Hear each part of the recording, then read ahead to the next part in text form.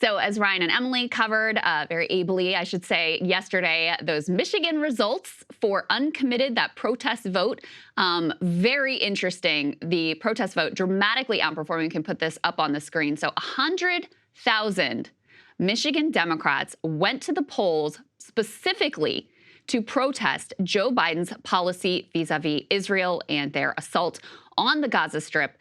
One of the local elected officials who backed this effort is the mayor of Dearborn, Abdullah Hammoud, and actually residents of Dearborn, majority of them voted for uncommitted over Joe Biden, and Mayor Hammoud joins us now. Great to see you, sir. Good to see you, sir. Thanks so much for having me. Absolutely. Of course. So just give us your first reaction to this outperformance of uncommitted. I think it signals, for me, it signals it's a sign of hope. The hope that the issue of Gaza, the issue of Palestine, is not an issue that only impacts Arabs or Muslims, but it impacts Michiganders and Americans from coast to coast. When you have 100,000 Democrats coming out to the ballot box and casting their vote, they're casting their vote for a pro-peace future, for a pro-democracy future, for pro-justice future, and that's the message that we were trying to send. So, Mr. Mayor, I have seen some attempts by the Democratic establishment to say, hey, this is a normal-ish, amount of the percent vote that votes uncommitted. This isn't necessarily going to be a problem for Joe Biden, regardless of whether he changes course in Israel. Because you were on the ground and the uncommitted vote, I believe, has now got 2 delegates behind you. What's your response to some of that? This is 5 times the number of votes that have been casted for uncommitted in the last 3 presidential primaries. On average, typically uncommitted would get about 20,000 votes. This is 100,000 votes and 10 times what we expected. Our goal was 10,000 votes, and we actually ultimately received 100,000 votes. What I would say to all the pundits is you can take the calculated risk. You can dismiss the 100,000 people who came out and cast their ballot and wanting a president who does not back a genocide. But that is a risk that they will take, and the risk that, and the outcome would be the unraveling of our American democracy. And so for me, my message would be to President Biden to heed the concerns of Michiganders, to distance yourself from Benjamin Netanyahu, the war criminal, and the tyrannical Israeli government and that's currently in place, and choose your American constituents who are asking you to withdraw that support, to stop backing a genocide, call for a permanent ceasefire, and restrict that military aid. One thing I found really noteworthy, Mayor, and really important and should be concerning, at least for the Biden team, is that, yes, in Dearborn, which is a majority Arab American city, the vote for uncommitted was overwhelming.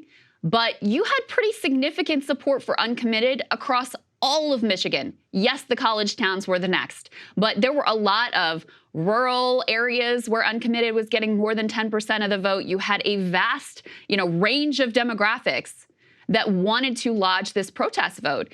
And I think it's almost like a sort of racist assumption that only Arab Americans or only Muslim Americans would care about a genocide being perpetrated in our names with our tax dollars in Gaza. So I wonder if you could react to that particular part of the analysis.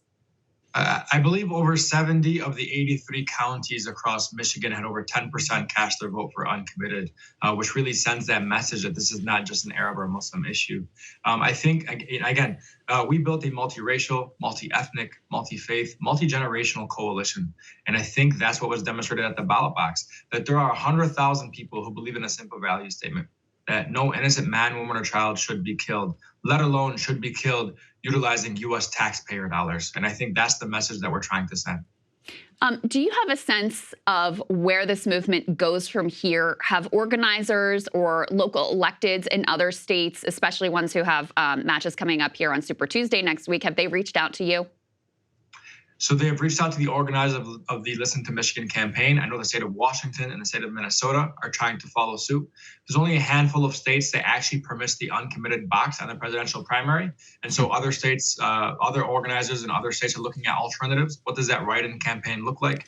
We saw New Hampshire actually try to lead the way early on with a write-in ceasefire initiative, which was a little bit more difficult because some secretaries of state don't actually count what was actually written in, as opposed to just summing the total write-ins. And so each state is looking at their own unique way of how they can organize on the ground and make sure that their voices are also heard in a similar fashion. So, Mr. Mayor, one of the other major questions here, we saw an MSNBC focus group, for example, where you had some voters who were like, no, there's nothing he could do now at this point, President Biden, to get my vote back. So I know that's not your position, but I'm curious then amongst your constituents, where and how high is the bar for going from uncommitted to coming out in November affirmatively to vote for Joe Biden, President of the United States? I think that's going to differ depending on each voter that you speak to. For the residents who I have, for the many residents who I have who have lost loved ones, some who have lost a dozen loved ones in Gaza, some who have lost over 80 loved ones in Gaza, I don't think the concern for them is how they're going to come out and vote in November. I think some of those votes are lost, and it's expected. You can't have 80 of your family members be killed and a president be silent, not even have the audacity to call for permanent ceasefire, and yet they're still to believe that you should be coming out and voting for them in November. Then there's another portion of my constituency who are looking for a permanent ceasefire to be called and hopefully to be reached, but that just opens up the door for further conversation. I do not speak to a lot of my constituents who want to see a Trump reelected as president. We understand what Trump stands for. We understand the rhetoric that he provides, but at the same time, although we've recognized a shift in tone, a recognition of Palestinian loss of life by our president, we have not seen a symmetry in his actions. And that's what the residents really want to see. What actions will he demonstrate? And we don't have between now and November. Nobody's waiting until October to see what the president does. What we're hoping is that we sent a clear message at the ballot box just this week, and that the actions should have been starting 4 months ago. Have you heard from the White House or from anyone affiliated with the Biden campaign post-Tuesday? And do you think that they did hear that message and may change policy based on the uncommitted vote? At this point in time, I have not heard from anybody. But from my understanding, based on the network and the relationships that we have, is that it was a resounding victory that was heard across all the halls of the White House. And, again, at this point, the ball's in their court. We did what we should do. We utilized our primary vote in the process that we have here in Michigan to send a clear message that we will not back a president who backs a genocide, and that we want a president who respects and dignifies Palestinian lives. Right. Mayor, so grateful for your time. I know you've got a lot going on. So thank you so much for taking the time to explain all of this to our audience this morning. Thanks for coming back, sir. Of course. Thank you so much for having me again. Absolutely. It's our pleasure. Hey guys, if you like that video, go to breakingpoints.com, become a premium subscriber, and help us build the best independent media organization on the planet. That's right. We're subscriber funded. We're building something new. We want to replace these failing mainstream media organizations. So again, to subscribe, it's breakingpoints.com.